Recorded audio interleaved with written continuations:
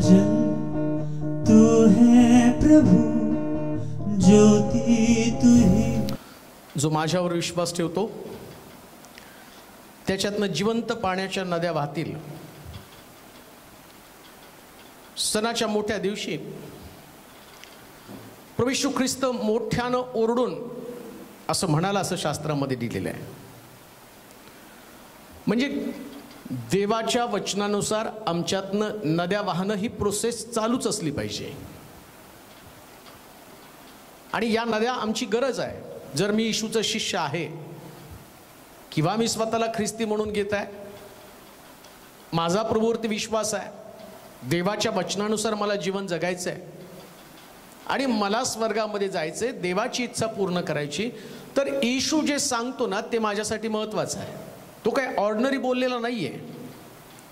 एखादी व्यक्ती ज्यास ओरडून सांगते ना तर त्यातलं गांभीर्य आमच्या लक्षामध्ये यायला पाहिजे, त्याच्यामध्ये कळवळा असतो, ते महत्त्वाचं असतं आमच्यासाठी।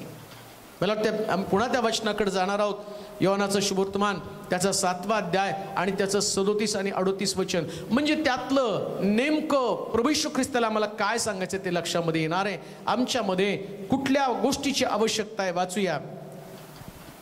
योहानाचं शुभवर्तमान 7वा अध्याय 37 आणि 38 वचन। मग सणाच्या शेवटल्या म्हणजे महत्वाच्या दिवशी येशू उभा राहून मोठ्याने म्हणाला, कोणी तहानेला असला तर त्याने माझ्याकडे यावं आणि प्यावं। जो माझ्यावर विश्वास ठेवतो त्याच्यातून शास्त्रात सांगितल्याप्रमाणे जिवंत पाण्याच्या नद्या वाहतील। तो मोठ्यानं सणाच्या दिवशी सणाचा त्याचा उपदेश काय होता, तर तुमच्यातनं जिवंत पाण्याच्या नद्या वाहायला पाहिजे। आम्हाला सणाचे उपदेश फक्त कपडे घालण्यापुरते मर्यादित आम्ही केलेले आहेत। पुष्कळ ठिकाणात तर आम्ही बघितलं, सणाच्या दिवसामध्ये लोक चर्चमध्ये कमी आणि बाहेर जास्त असतात, कारण त्यांना त्या सणाचा उद्देशच कळालेला नाही।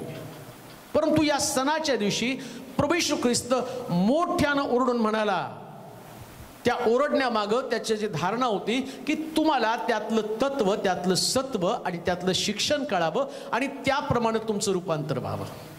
मोठ्यानं ओरडून तो सांगत आहे। परंतु पुष्कळ लोकांना ही गोष्ट कळालेलीच नाहीये। माझ्यामधनं ती नदी वाहायला पाहिजे। जी पहिली नदी आम्ही पाहिली आणि तिचं नाव पिशोन होतं, मोकळेपणानं तिला वाहणं म्हटलेलं आहे। आता दुसरी गोष्ट ज्या नदी संबंधानं आम्ही सांगितलं गेलेली आहे, आणि ती नदी आम्ही उत्पत्तीच्या पुस्तकामध्ये पुन्हा त्या दुसऱ्या अध्यायामध्ये जाणार आहोत की या नदी संबंधानं 10वा अध्याय 2रा अध्याय 10 ते 17 पर्यंतची वचनं परत आपण वाचणार आहोत, जी दुसरी नदी त्याच्या संबंधानं सांगितलेले। वाचूया। दुसऱ्या नदीचे नाव गिहोन ही सगळ्या कुश देशास वेढीते। बस आता दुसरी नदी जी आमच्यातनं वाहायला पाहिजे, आणि ती दुसरी नदी कोणती असेल तर तो म्हटला तुमच्यातनं ही गिहोन नदी वाहायला पाहिजे। गिहोनाची गरज आहे। आणि गिहोन म्हणजे नुसतं एक डबकं पण असता कामा नये, तर त्या नदीच्या प्रवाहासारखा सतत वाहणारा तो प्रवाह असला पाहिजे। मग गिहोन म्हणजे नेमकं काय? माझ्यामध्ये ती नदी आहे का? माझ्यामध्ये त्या नदीचं वैशिष्ट्य आहे का? ती आमच्यातनं सतत वाहत आहे का? गिहोन म्हणजे कृपेची पाखर घालणारी नदी। गिहोन म्हणजे कृपेची पाखर। ज्याच्यामध्ये गिहोन नदी आहे ना त्याचं अंतःकरण नेहमी कृपेनं भरलेलं अंतःकरण असतं। कृपेनं पाखर घातली पाहिजे। लक्षात घ्या, पाखर याच्यामध्ये माया समाविष्ट असते। जसं प्रभू येशू ख्रिस्त सुद्धा म्हणतो नाही का, यरुशलेमेकडे पाहून, यरुशलेमे संदेश त्याचा घात करणे नगरी। जशी कोंबडी पिलाला पंखाखाली एकवटते म्हणजे पाखर घालते, तसं मी कितीदा तरी तुला माझ्या पंखाखाली एकवटण्याचा प्रयत्न केला, मी तुझ्यावरती पाखर घातली। कान देऊ नाही का? आमच्यामध्ये जरी गिहोन नदी असेल ना तर आम्ही सदैव एकमेकावरती कृपेची पाखर घालण्यासाठी तयार आहोत, तत्पर आहोत। आणि ती कृपेची पाखर एका दिवसापुरती मर्यादित नाही, तर रोज माझ्यामधनं ती वाहायला पाहिजे। नदी 365 दिवस वाहते, आणि जी नदी वाहत नाही ना त्या भागामध्ये दुष्काळ आहे। आज जर तुम्ही बघितलं तर सगळीकडं परिवारापासून तर मंडळीपर्यंत, कामाच्या ठिकाणापर्यंत सगळीकडे कृपेचा दुष्काळ आहे. कोणी कुणावरती कृपा करत नाही. अहो दावीद पुत्र माझ्यावरती दया करा, अहो दावीद पुत्र माझ्यावरती कृपा करा. काय कृपा म्हणजे? ही कृपेची पाखर किती आवश्यक आहे, ही नदी किती वाहणं गरजेचं आहे. ज्याच्या अंतःकरणामध्ये ग्रेस आहे. ग्रेस म्हणजे काय माहिती कळतं का तुम्हाला? तुमची लायकी नसताना, तुमची पात्रता नसताना जे तुमच्यावरती केलेला अनुग्रह, त्याला कृपा म्हटलेलं आहे. शाळेमध्ये पण ग्रेस पास म्हणजे काय? नापास होणार होता पण थोडीशी कृपा दाखवली. तसं कधी कधी योग्यता नसणाऱ्या व्यक्तीवरती केलेली दया, त्याला ठरवलेलं लायकीचं म्हणजे नापास असताना सुद्धा थोडीशी ग्रेस त्याला दिली आणि त्याला पास केलं. तसं आमचं जीवन हे सतत लोकांसाठी, त्याची पात्रता नसू द्या, त्याची योग्यता नसू द्या, त्यानं तुम्हाला त्रास दिलेला असू द्या, त्यानं तुमच्याविषयी वाईट बोललेलं असू द्या, कामाच्या ठिकाणी त्याने तुमचा छळ केलेला असू द्या, पण तुमच्या अंतःकरणात तरी सुद्धा त्याच्याविषयी ग्रेस असली पाहिजे, कृपा असली पाहिजे. कृपेची पाखर असू द्या. कृपेची पाखर म्हणजे एवढी कृपा केली गेली पाहिजे ना, त्या व्यक्तीच्या वर केलेली कृपा, आणि ती कृपा, त्या कृपेमध्ये तो समाविष्ट असला पाहिजे. म्हणजे तो व्यक्ती दिसताच कामा नये. पाखर म्हणजे पूर्णपणे त्याच्यावरती ओणवं पडणं, पंखाखाली घेणं. कोंबडी पिलाला पंखाखाली घेते ना, तशी पाखर घातली पाहिजे. म्हणजे त्याचे सगळे दोष, त्याच्या सगळ्या चुका, त्याचे सगळे अपराध, त्यानं केलेलं आणि तुमच्या विरुद्धचं षडयंत्र, या सगळ्याला आम्ही पाहतो की त्याला पंखाखाली ठेवणं गरजेचं आहे. आणि विश्वासणाऱ्या व्यक्तीनं, ज्याच्यामध्ये पवित्र आत्मा आहे ना, त्याचं अंतःकरण अशाच पद्धतीचं असतं. दोषारोप करणं, एकमेकाशी वाद घालणं, एकमेकाला दूर करणं, हे अतिशय सोपं आहे. पण पवित्र आत्मा आल्यावर सगळ्यात चांगलं काम काय करतो? माझ्या हृदयामध्ये तो बदल करतो. माझं हृदय परिवर्तित होतं प्रियांनो. मग या हृदयामध्ये कोणाविषयी द्वेष भावना कधीच राहत नाही. कृपेची पाखर घालणारी नदी आमच्यामध्ये असली पाहिजे.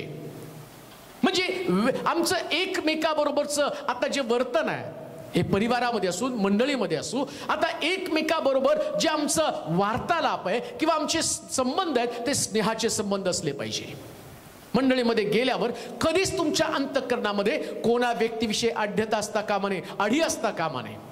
त्याला तुम्हाला पाहिल्याबरोबर त्याच्याविषयी तुमच्या अंतःकरणात ग्रेस उत्पन्न व्हायला पाहिजे. पेत्रानं जरी येशूचा नाकार केला, पण प्रभू येशू ख्रिस्त पुनरुत्थित झाल्यावर पहिली कृपेची पाखर त्याच्यावरती घातली. मरिया प्रभू येशू ख्रिस्ताला भेटायला आली. प्रभू तिला दर्शन दिलं आणि म्हटला, मरिये जाऊन पहिले पेत्राला सांग मी जिवंत झालेलो आहे. थोमानी जरी येशू ख्रिस्तावरती आणि अविश्वास दाखवला, मरिया येशूला आणि त्याला बिलगायला लागली, पण येशूने त्याला तिला बिलगू दिलं नाही. तो म्हटला, नाही बाई, मला माझ्या बापाच्या घरी जायचंय. नाही बिलगू दिलं त्याला. थोमा म्हणतो, जोपर्यंत मी तुझ्या कुशीमध्ये हात घालत नाही, हातामध्ये बोट घालून पाहत नाही, तोपर्यंत मी तुझ्यावर विश्वास ठेवणार नाही. त्यानं त्याच्यावर कृपा केली. चल तपास, 3.5 वर्ष मी तुला शिकवलं, 3.5 वर्ष तुझ्यासमोर चमत्कार केले, मरणाच्या अगोदर मी भविष्यवाण्या केल्या, तुम्हाला समजावून सांगितलं होतं मनुष्याचा पुत्र 3 दिवस 3 रात्र मातीच्या पोटामध्ये राहील आणि योनासारखा पुन्हा एकदा तो आपलं चिन्ह दाखवेल. जसा योना माशाच्या पोटामध्ये 3 दिवस 3 रात्र राहिला, मनुष्याचा पुत्र तसाच 3 दिवस 3 रात्र राहणार. त्यानं नाही त्याचा द्वेष केला, त्यानं नाही त्याला धुतकारलं, उलट त्याला म्हटलं, बघ माझ्या कुशीमध्ये हात घाल. आईला नाही कृपा दाखवली, पण त्या थोमाला त्यानं दाखवली. का? थोमा उभा राहिला तर कदाचित या कृपेनं त्याचं तारण होईल, या कृपेनं तो पुन्हा सेवा करेल. आणि त्याचा परिणाम काय झाला? थोमाला ती कृपा दाखवल्यामुळे थोमा तारला गेला, उद्धारला गेला, सेवेमध्ये उभा राहिला. आणि त्याचा परिणाम भारत देश, थोमा त्याची सेवा घेऊन भारताकडे आला आणि तुमचं आणि माझं तारण झालं. ही कृपेची पाखर आहे. ही नदी जर आज त्या थोमामधनं वाहिली नसती तर कदाचित आम्ही शुभवर्तमानापासून वंचित राहिलो असतो. आम्ही देखील अशा प्रकारे कुठंतरी अडकून पडलो असतो. काय शुभवर्तमान ही किती मोलमान अशा प्रकारची गोष्ट आम्हाला लाभली. किती आज तुम्ही देवाचं वचन ऐकताना या ठिकाणामध्ये प्रभूकडे आपली दृष्टी लावलेली आहे. ही कृपा तुमच्यावरती आहे. मला देखील देवानं ती वचन सांगण्याची कृपा पुरवली आणि ही नदी तुमच्यामधनं वाहत आहे. ते तुमचं अंतःकरण, तुमचं जीवन, तुमचं कुटुंब, तुमचा स्वभाव, तुमचं सगळं व्यक्तित्व बदलून टाकण्याचं काम करत आहे. म्हणून ही कृपेची पाखर तुमच्यामधनं बाहेर पडली पाहिजे, नदी बाहेर पडली पाहिजे. आणि या नदीचं वैशिष्ट्य काय माहिती का? या गिहोन नदीला म्हटलं कृपेची पाखर.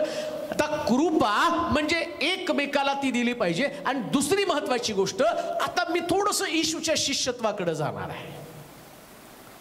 कृपा म्हणजे शुभवर्तमान, शुभवर्तमानासारखी दुसरी कुठलीच कृपा नाही आहे. कारण बायबल सांगतं कृपेनं तुमचं तारण झालेलं आहे. म्हणजे एक मी कृपा बाहेर घेऊन पडत आहे, मी कृपा वाहत आहे माझ्यामधनं, म्हणजे मी शुभवर्तमान घेऊन बाहेर पडत आहे. आता शुभवर्तमान कोणाला सांगायचं माहिती का? या नदीचं वैशिष्ट्य काय? वाच बरं ते वचन काय लिहिले. या दुसऱ्या नदीचं वैशिष्ट्य ती कोणाला का कुठल्या देशाला वेढती? वाचूया. दुसऱ्या नदीचे नाव गिहोन. गिहोन ही सगळ्या कुश देशास सगळ्या कुश देशास वेढीते.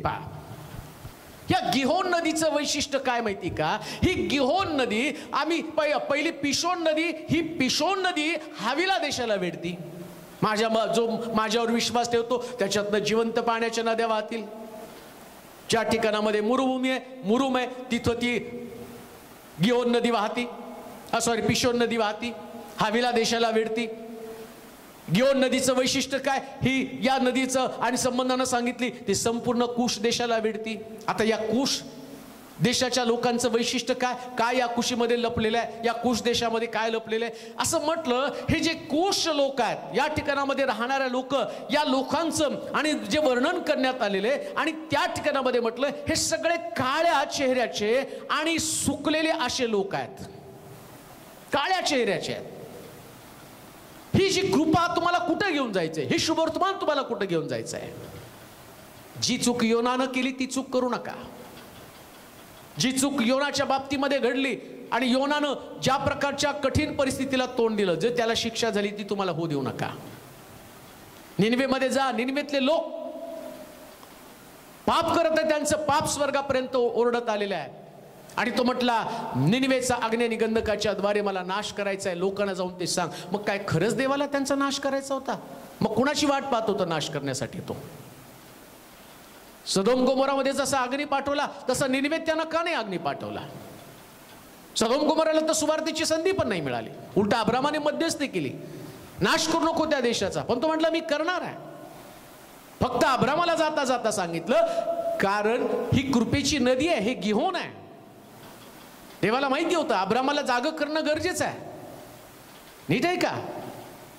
त्या दिवशी अब्रामाला त्यानं का सांगितलं मी सदोम गोमोरचा नाश करण्यासाठी चाललोय आहे? कारण त्याला माहिती होतं अब्रामाचा पुतण्या लोट तिथं आहे आणि अब्रामाच्या अंतःकरणामध्ये लोटाविषयीचं प्रेम कमी झालेलं नाहीये. त्याच्यामध्ये ती गिहोन नदी वाहत होती. आता गिहोन नदी वाहत असताना काय अब्रामाचं लोटाचं खूप चांगलं होतं का? नाही हो. दोघं संगतीच निघालेले होते कणानात जाण्यासाठी. वाटेमध्ये आल्यावर आम्ही पाहतो त्यांची संपत्ती वाढली आणि संपत्ती वाढल्यावर अब्रामाची गुराखी आणि या लोटाची गुराखी यांच्यामध्ये भांडण लागलेलं आहे. म्हणजे त्यांच्यात प्रॉपर्टीची वाद होते. मग शेवटी अब्रामानं समंजसपणा दाखवला आणि त्याला म्हटला, त्या लोटाला म्हटला तू एक दिशा निवड, त्याची विरुद्ध दिशा मी निवडेल. त्यानं सदोम गोमोरा निवडला आणि तो तिकडे गेला. म्हणजे त्याच्या डोक्यात ते असलं पाहिजे, अब्रामाच्या या लोटाच्या गुराख्याने माझ्या गुराख्याशी वाद घातलेले. कदाचित जर त्याच्यामधनं ती गिहोन नदी वाहत नसती ना, तर तो माझ्यासारखा व्यक्ती असता तर म्हटलं असता आता सदोम गोमोराचा नाश होत आहे, मग त्याचा पण नाश होणार आहे, कारण त्याची ती निवड आहे. पण तो अब्राम आहे, याच्या अंतःकरणामध्ये ती गिहोन नदी वाहत आहे. त्याला नाही वाटलं त्याचा नाश व्हावा. परत तुम्हाला ती गोष्ट मी सांगतो. देव डायरेक्ट सदोम गोमोरामध्ये जाऊन अग्नी आणि गंधकाच्या द्वारे त्याचा नाश त्यानं करून टाकला असता. पण तो कृपा वाहणारा देव आहे, त्याच्यामध्ये ती नदी आहे, देवाचं अंतःकरण विशाल आहे. मग अशा परिस्थितीमध्ये त्याला मुळीच वाटलं नाही की कदाचित त्या ठिकाणामध्ये या लोटाचा पण नाश व्हावा. मग त्याने अब्रामाच्या कानावर घातलं, पहा मी सदोम गोमोरचा नाश करण्यासाठी चाललो. अब्रामाला तसं मोठा प्रश्न पडला, माझा पुतण्या तिथं आहे, माझा पुतण्या राहतो म्हणून ते गाव वाचलं पाहिजे, ते ठिकाण वाचलं पाहिजे, सदोम गोमोरा वाचला पाहिजे. त्यानं देवाला प्रश्न केला, देवा 50 लोक सापडले तर सदोम गोमोराचा नाश करशील का? ठीक आहे, तुझ्यासाठी मी 50 लोक असले तरी नाश करणार नाही. प्रभू माफ कर, 40 लोक सापडले तर सदोम गोमोराचा नाश करशील का? त्याच्याकडे वळून देव म्हणाला, तुझ्या म्हणण्यासाठी मी 40 लोकांचा सुद्धा बचाव करतो. आणखीन एकदा प्रभू, काय 30 लोकांसाठी, मग म्हणतो 20 लोकांसाठी, मग म्हणतो 10 लोक सापडले तर नाश करशील का? कशी कृपा आहे बघा. कृपेची पाखर याला म्हटलेलं आहे. 50 लोकांपासून सुरुवात करून 10 लोकांपर्यंत तो आला, तरी देव त्याला म्हटला 10 लोकांसाठी सुद्धा मी त्याचा नाश करणार नाही.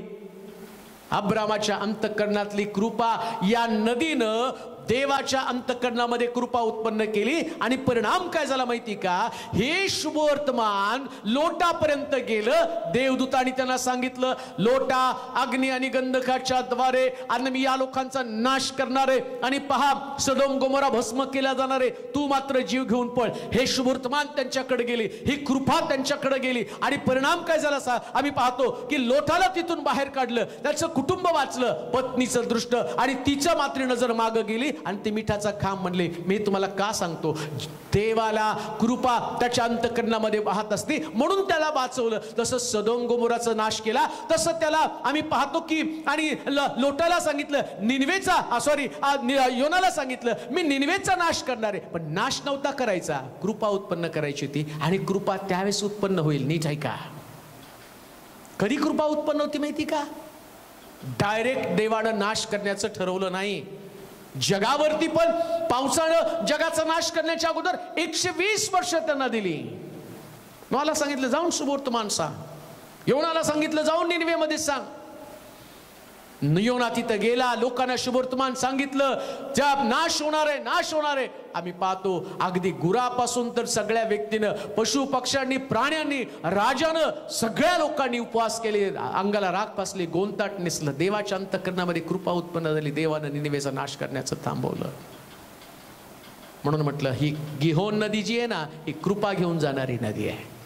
कृपा घेऊन जा. पुन्हा जगाचा आता अग्नी आणि गंधकाच्या द्वारे पुन्हा नाश होणार आहे. गिहोन नदी तुमच्यामध्ये आहे.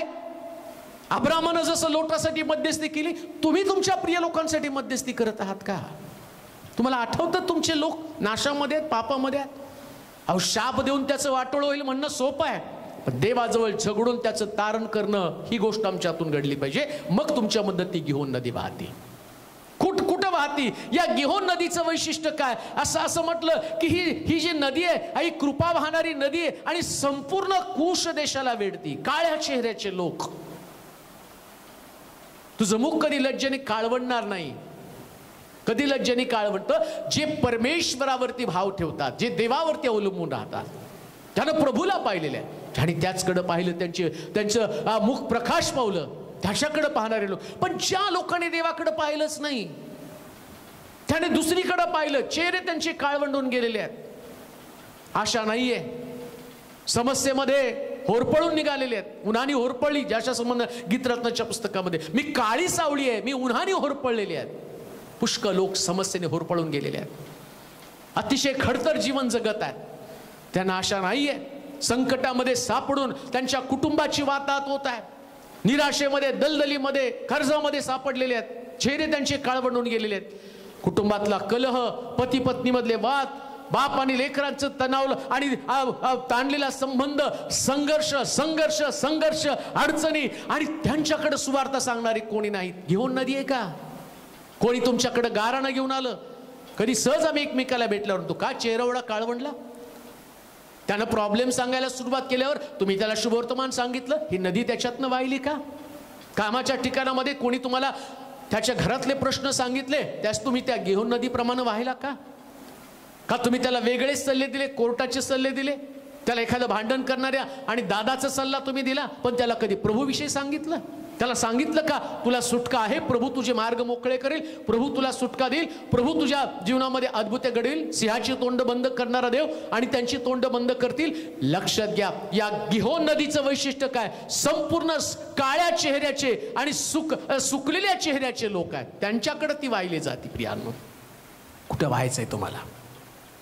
निस्तेज झालेले चेहरे, सुकलेले चेहरे, आशाविरहित जीवन जगणारे लोक, संकटामध्ये अडकलेले लोक, शुभवर्तमानापासून वंचित असणारे लोक. किती सुंदर जीवन प्रभूनं तुम्हाला दिलेलं आहे. तुमच्या परिवारामध्ये आनंद आहे, तुमच्या घरामध्ये शांती आहे, समाधान आहे, तुमच्याकडे बरकत आहे, चांगलं आरोग्य तुमच्यामध्ये आहे, कारण या सगळ्या विषयी देवानं तुमच्यावरती कृपा केलेली आहे. मग पवित्र आत्मा आल्यावर तो पवित्र आत्मा, मला वाटतं प्रेषितांचं कृत्य 1 अध्याय 8 वचन वाचता का? हा पवित्र आत्मा तुमच्यामध्ये आला.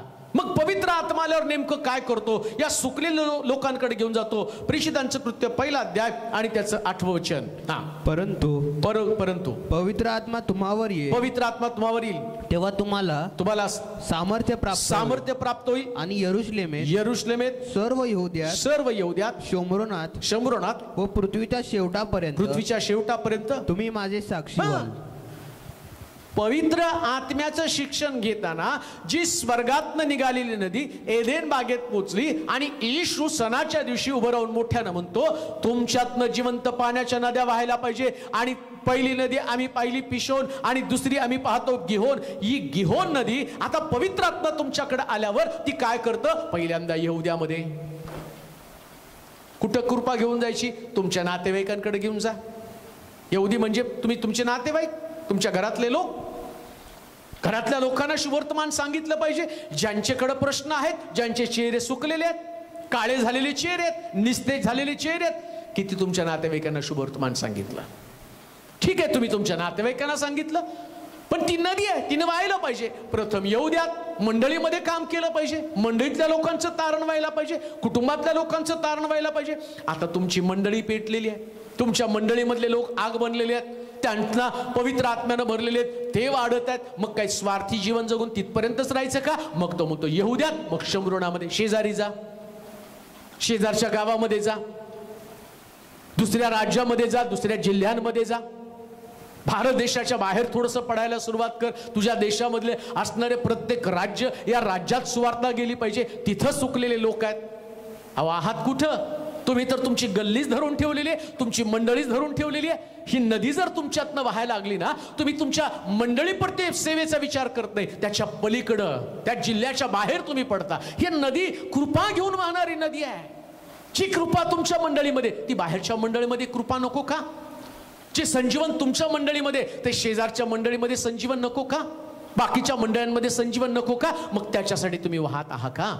वाहायला सुरुवात करा.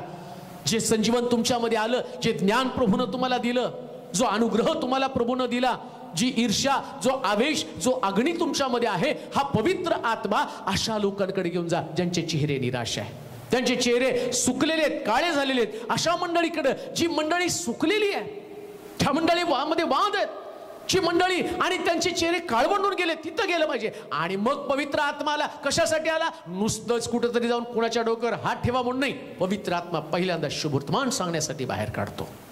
शुभवर्तमान सगळ्यात मोठं सामर्थ्य आहे. मग जगाच्या कानाकोपऱ्यामध्ये कुठपर्यंत सेवा करायची?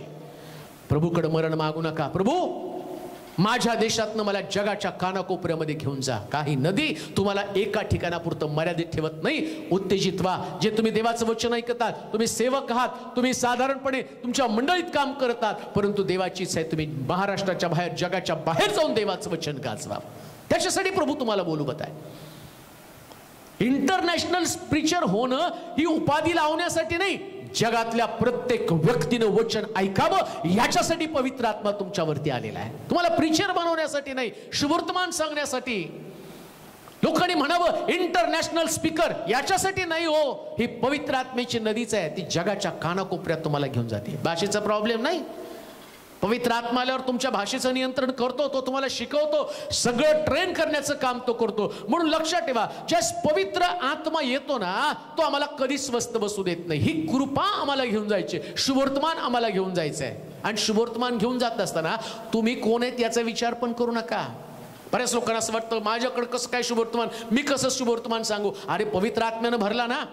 मग पेत्र शिव्या देतो आणि काही दिवसापूर्वी तोच पेत्र पवित्र आत्मा आल्यावर 50व्या दिवशी आणि पवित्र आत्मा आला आणि लगेच शुभवर्तमानाला जातो. आणि ज्या पेत्रानं 3 लोकांसमोर येशूला नाकारलं, आता तोच पेत्र 3000 लोकांचा बाप्तिस्मा करतो. इतकी शुभवर्तमानामध्ये ताकद. जो पेत्र मासे धरणारा, परंतु पवित्र आत्मा आला, ही कृपेची नदी त्याच्यामधनं वाहू लागली, ही गिहोन त्याच्यामध्ये वाहू लागली. आणि आम्ही पाहतो या कोळ्यानं, या मासे धरणाऱ्या अडाणी व्यक्तीनं 3000 लोकांचं तारण केलं. ज्या दिवशी तुमच्यातनं ही नदी वाहायला सुरुवात होईल ना, आणि तो दिवस तुमच्या जीवनाला कलाटणी देणारा दिवस असेल, तो दिवस अभिषेकानं परिपूर्ण असणारा दिवस असेल, तो सेवेसाठी एक जबरदस्त चमत्काराचा दिवस असेल. कान देऊ नये का?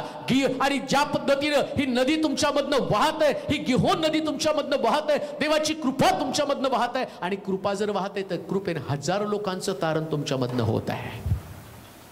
एक वचन वाचू म्हणजे आम्हाला कळेल. दुसरे राजे त्याचा 7वा अध्याय 9व वचन. दुसरे राजे 7वा अध्याय आणि त्याचं 9व वचन वाचूया. दुसरे राजे 7वा अध्याय 9 वचन.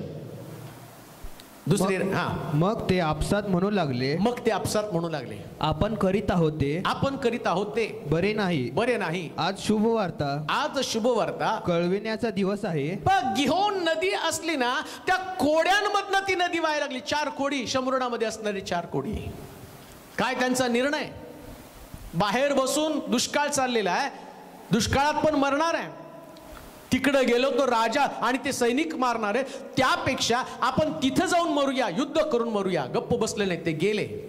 आणि बायबल सांगतं ते जाताना काय म्हटले माहिती का?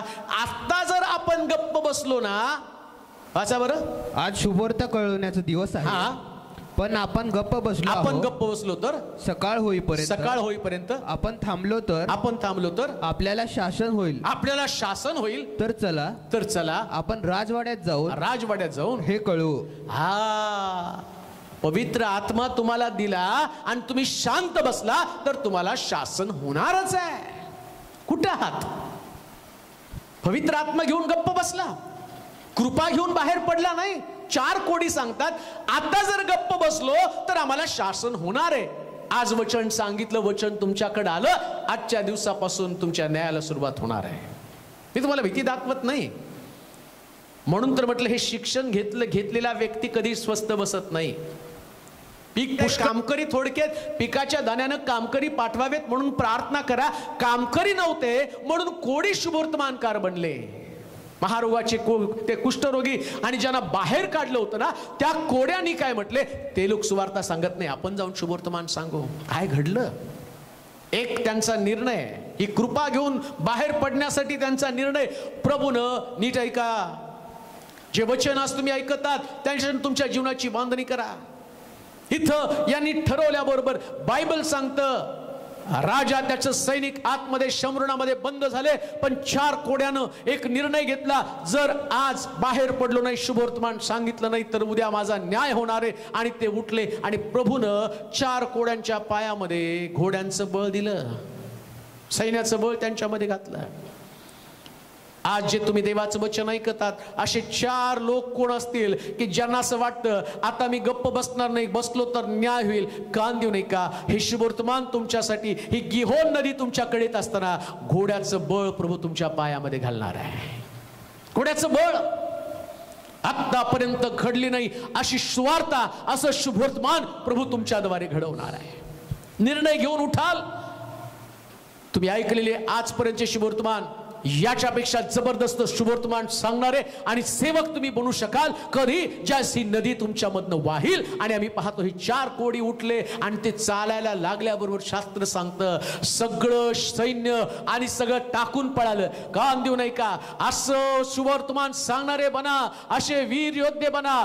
ज्या शहरात तुम्ही पाऊल टाकाल तिथं सैतानाचं सैन्य पळून गेलं पाहिजे, तिथं बंधनं मोकळी व्हायला पाहिजे, तिथं सुटका मिळाली पाहिजे. बायबल सांगतं त्यांनी आतमध्ये या 4 कोड्यांनी सांगितलं, पहा सैनिक पळालेले, मोठी लूट त्या ठिकाणामध्ये आणि पुष्कळ खाण्याच्या वस्तू त्या ठिकाणामध्ये. जसं संदेशानं सांगितलं उद्या जबरदस्तही होणार आहे. या 4 शुभवर्तमान सांगणाऱ्या कोड्यानं शुभवर्तमान घेऊन गेले आणि आम्ही पाहतो महागाईच्या काळामध्ये प्रभूचा अनुग्रह तिथं मिळाला, प्रभूची कृपा तिथं मिळाली. शंभरणामधल्या प्रत्येक व्यक्तीसाठी एक आनंदाची बातमी घेऊन आले. आज जगाची परिस्थिती तशीच आहे, सगळीकडे निराशा आहे. पण अशी 4 कोड्यांची गरज आहे जे आशेचं चित्रण घेऊन जातील आणि सांगतील लक्षात घ्या, आज जर आम्ही थांबलो, सकाळपर्यंत थांबलो तर परमेश्वर आम्हाला शासन करणार आहे. हे आम्ही कधी शिकणार आहोत? किती दिवस तुम्ही बसून राहिलेला आहात? किती दिवस पवित्र आत्मा मिळाल्यावर तुम्ही घराच्या बाहेर पण पडला नाही? तुम्ही म्हणाल नाही घरातले प्रॉब्लेम आहेत. घरातल्या प्रॉब्लेमला सोडवण्यासाठी देव समर्थ आहे. तुम्ही देवाचं राज्याचं काम करण्यासाठी बाहेर पडा. ही गिहोन नदी तुमच्यामधनं बाहेर पडली तर शुभवर्तमान तुमच्यामध्ये बाहेर पडतं. कान देऊ नये का? नाश पावत असलेल्या आत्म्यांसाठी सुवार्ता सांगण्यासाठी, या नाश पावत असलेल्या आत्म्यांना सुवार्ता सांगण्यासाठी आपल्या मुखावरचं आच्छादन आपण काढून टाका. कुठपर्यंत तुमच्या मुखावर तुम्ही आच्छादन ठेवणार आहे? कितपर्यंत तुमचं तोंड तुम्ही बंद करणार आहात? तुम्हाला वाटत नाही का मी उठावं आणि शुभवर्तमानासाठी बाहेर पडावं? पहिले करंथीकराचं पत्र 14 अध्याय 8व्या वचनामध्ये म्हटलं, कर्णा जर अस्पष्ट नाद करेल तर युद्धाची तयारी कोण करेल? जर तुम्ही स्पष्ट शुभवर्तमान सांगण्यासाठी बाहेर पडत नाही, प्रत्येक व्यक्तीला आत्मे जिंकण्यासाठी आणि ते अंतःकरण आवश्यक आहे. कधी तुम्ही लोकांचं तारण करणार? ज्या विश्वासणाऱ्या व्यक्तीला आत्मे जिंकणाऱ्या अंतःकरणाचं ओझं असेल.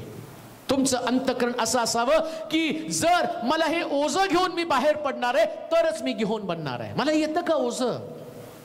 मला येतं का लोकांचं ओझं? शुभवर्तमान कधी बाहेर पडतं माहिती का? यास ओझं असतं त्यावेळेस. लक्षात घ्या. प्रेषितांच्या कृत्यामध्ये 2ऱ्या अध्यायाच्या 37 पासून 40 पर्यंतच्या वचनामध्ये जर तुम्ही वाचलं तर पवित्र आत्मा त्यांच्यामध्ये आला. ही गिहोन नदी त्यांच्यामधनं वाहू लागल्याबरोबर त्या ठिकाणामध्ये तिथं लोकांच्या अंतःकरणाला चुटपुट लागली. कृपेनंच तारण होतं. जाता जाता समारोप करून जाईल. तुम्ही काय आहे विचार करू नका. नदीला तुमच्यातनं वाहू द्या. पवित्र आत्म्याची नदी तुमच्यामधनं वाहायला लागली. कृपेची वचनं तुमच्यातनं बाहेर पडू लागली. देव सुद्धा त्या ठिकाणामध्ये लोकांच्या अंतःकरणात कृपा उत्पन्न करेल. न जाणो तुम्ही शुभवर्तमान सांगत असताना हजारो लोकांना पश्चाताप होतील आणि ते प्रभूकडे वळतील. हे पॉसिबल आहे. हे शक्य आहे. एकदा करून पहा. मी माझ्या स्वतःचा अनुभव सांगतो. सगळ्यात शाय व्यक्ती, लाजळू व्यक्ती मी होतो. मी कधीच कुणाशी नीट बोलत नव्हतो. मला ते आवडत नव्हतं. भीती वाटत होते. प्रभूच्या हातामध्ये पडलो. सुवर्तमानासाठी माझ्या मुखावरचं आच्छादन काढलं. आज हजारो लाखो लोकांसमोर बोलण्यासाठी माझ्यामध्ये धैर्य येतं आणि पुष्कळ लोकांचं जीवन बदलतं. याचं कारण मी बोलतो त्याच्यामध्ये ताकद नाही. ही गिहोन नदी माझ्यामध्ये वाहती आणि गिहोन नदीने लोकांचं जीवन बदललं जातं. उठा. जास्त काळ विसावा घेत बसू नका. प्रभूच्या आगमनापूर्वी या नदीला तुमच्यात वाहू द्या. इतकं वेगात वाहू द्या ना की त्याच्याद्वारे राष्ट्र, राज्य, गाव, खेड, पाड आणि सगळ्या लोकांमध्ये परिवर्तन यावं. आणि ज्या दिवशी हे परिवर्तन येईल त्यावेळेस ख्रिस्ताचं आगमन पृथ्वी तलावर लवकर होईल. दुसऱ्या नदीचं वैशिष्ट्य काय? ती गिहोन नदी. आणि या गिहोन नदी संबंधानं म्हटलं कृपेची पाकर कोण आला तर सर्व कुश देशाला वेढतं. अशा लोकांपर्यंत जा ज्यांचे चेहरे सुकलेले आहेत त्यांना वचन सांगून संजीवित करा आणि देवाच्या राज्यासाठी जिंका. आपण प्रार्थना करू. सर्वसमर्थ देवा, मनापासून तुझी स्तुती करतो. आभार मानतो तुझ्या वचनाबद्दल जे आमच्यापर्यंत आलेलं आहे. ज्यांनी आज तुझं वचन ऐकलं त्यांचे अंतःकरण बदल. नदीप्रमाणे त्यांना वाहायला लावण्यासाठी कृपा सहाय्य पुरून दे प्रभूजी. सुकलेले निस्तेज लोक जगामध्ये असंख्य आहेत. त्या लोकांचं आम्हाला ओझं दे. माफ करते. त्या पुष्कळ लोकांनी पवित्र आत्मा मिळवलाय पण अजूनही ते आपल्या घरातच बसलेले आहेत. पण आजचं वचन ऐकल्यानंतर त्यांनी बाहेर पडावं. जसं 4 कोडी म्हणतात, जर आज आम्ही शुभवर्तमान घेऊन गेलो नाही तर सकाळी आमचा न्याय होणार आहे. आमच्यासाठी उगवलेला दिवस हा न्यायाचा दिवस असू देऊ नकोस, तर तो लोकांसाठी एक कृपा असणारा दिवस असू दे. प्रत्येक दिवशी तुझं वचन घेऊन लोकांपर्यंत जावं आणि त्यांना तुझ्या राज्यासाठी जिंकावं. एवढ्याच एका ध्येयानं ऐकणाऱ्या प्रत्येकाला प्रेरित कर. मी जर शुभवर्तमान सांगितलं नाही तर मी दंडाला, न्यायाला पात्र ठरणार आहे. आणि मी जर शुभवर्तमान सांगितलं तर लोक मात्र न्यायातनं सुटणार आहे. या भावनेनं सगळ्यांचे विचार बदलले जाऊ दे. आज जेवढे लोक ऐकतील ना त्या सगळ्यांना सेवेसाठी उभं कर. अडचणीतनं, प्रश्नातनं लढत राहोत प्रभूचं काम करावं अशा प्रकारचा अनुग्रह त्यांना पुरवून दे. येशूच्या नावात ही प्रार्थना विनवणी केली म्हणून तो ऐक. आमेन.